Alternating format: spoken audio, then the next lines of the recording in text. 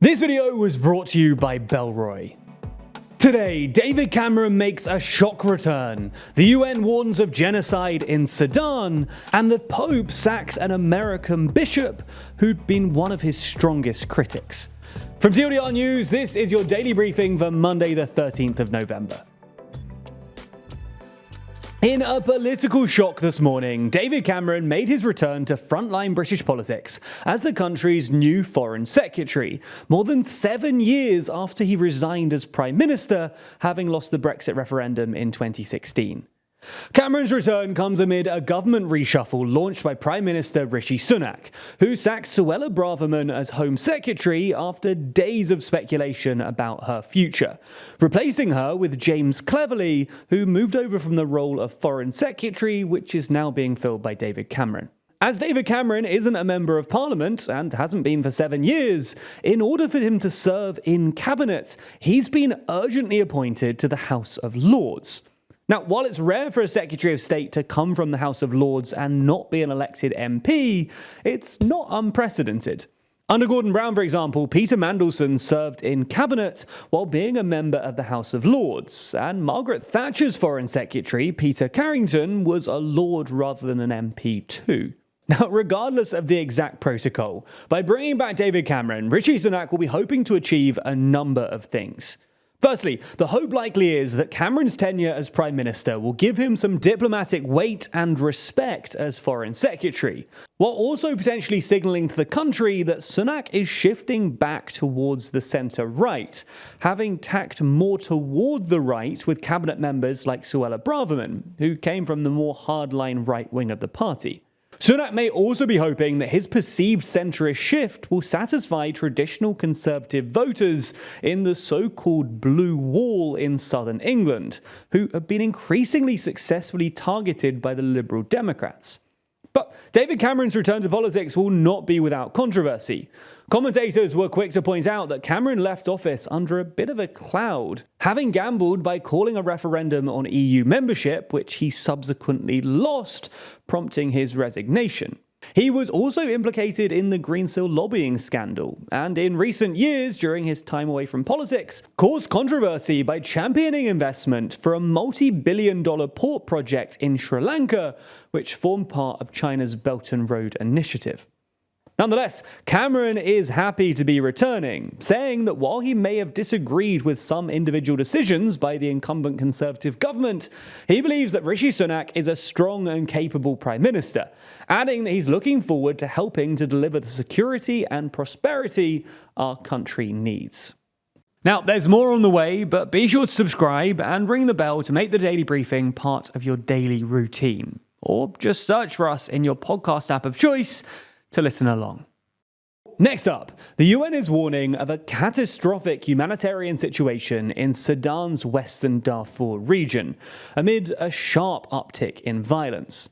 Reports say that more than 1,000 people have been killed by militias in just a matter of days, in what the EU have described as an ethnic cleansing campaign by the Rapid Support Forces, or RSF, paramilitary group and its allies. Now, these groups are said to have attacked the Adamata refugee camp, which has been home to tens of thousands of people, particularly non-Arab Sudanese civilians like the Masalit people, since mid-April, when war broke out between the RSF and the Sudanese armed forces.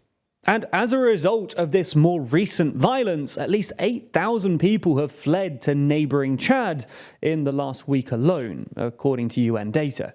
This latest violence is tragically reminiscent of the events in Darfur during the 2000s, which saw the government use so-called Janjaweed Arab militias to put down rebel groups, leading to widespread human rights abuses against civilians. Some 300,000 people were killed, and more than 2 million were displaced during the conflict.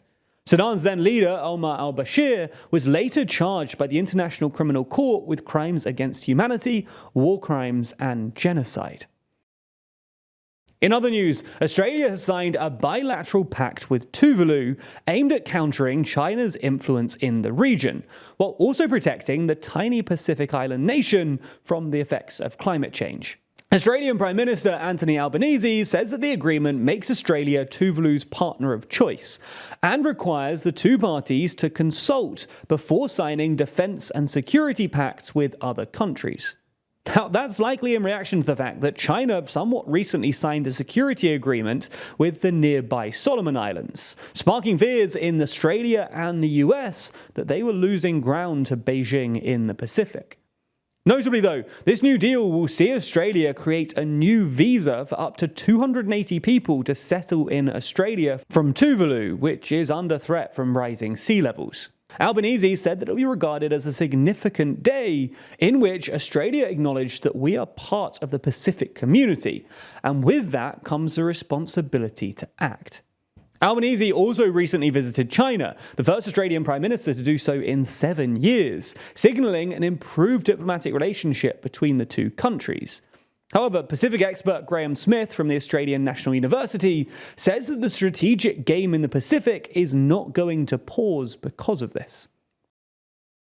Moving on to the Vatican, where in an incredibly rare move, Pope Francis has dismissed American Bishop Joseph Strickland, one of his fiercest critics, from his Texas diocese. Now, Catholic bishops are very rarely sacked in this way. They're usually asked to resign by the Vatican, and will then submit a resignation for the Pope to accept. So Strickland, who at 65 is 10 years away from the usual retirement age for bishops, being dismissed in this way, suggests that he refused a request from the Pope to resign. Strickland, who was appointed by Pope Francis's predecessor, is something of a hero among conservative US Roman Catholics, and has been deeply critical of the current Pope's more liberal approach to make the Church more friendly to the LGBTQ+ community, as well as attempts to give more responsibility in the Church to lay people. Back in May, Strickland tweeted that he believes Pope Francis is the Pope, but added that it is time for me to say that I reject his program of undermining the deposit of faith. A few months ago, Pope Francis rebuked what he called a very strong, organized reactionary attitude that had developed in the US Church, and had warned against ideologies replacing faith. The statement announcing the dismissal of Strickland didn't give a reason. However, Strickland's diocese of Tyler, Texas, had been under a Vatican investigation into its administration, including financial affairs. In some final uplifting news, deforestation in the Brazilian rainforest has fallen to its lowest level in 5 years. According to Brazil's Space Research Agency, INPE, in the 12 months to July 2023, 9,001 square kilometers of Amazon rainforest has been cleared, a drop of more than 22% from the previous year, and the smallest area cleared since 2018. Those 12 months also represent the last 6 months of Jair Bolsonaro's presidency and the first 6 months of Lula da Silva's. And that's important because Lula pledged to clamp down on the deforestation that had increased significantly under his predecessor, and has committed to zero deforestation by 2030. Although that goal does remain an uphill battle, according to Brazil's environment minister.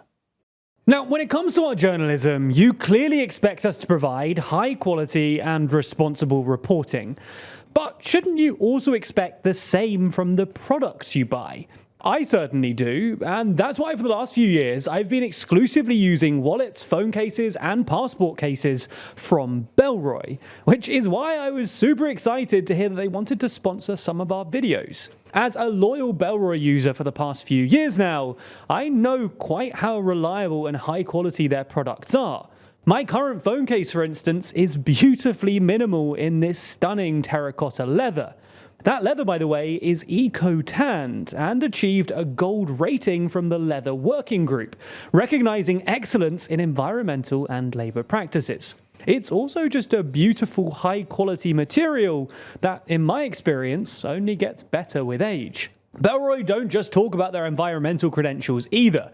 They're also an officially certified B Corp company, and have upcycled 10.5 million plastic water bottles, used 60,000 kilograms of industrial nylon cutoffs, and saved 15 million liters of water by using dry tan leathers. Their products are also just great to use.